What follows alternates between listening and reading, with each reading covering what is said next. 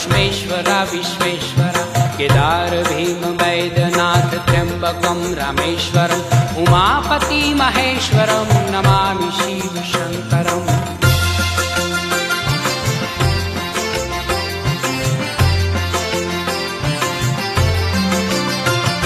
प्रसन्नः परं पितायनुपदानदायितं नमः शिवाय भक्तगुणगायितं नमः अलख निरञ्जनं श्याममङ्गलं करम् उमापति महेश्वरं नमामि शिव शंकरम्।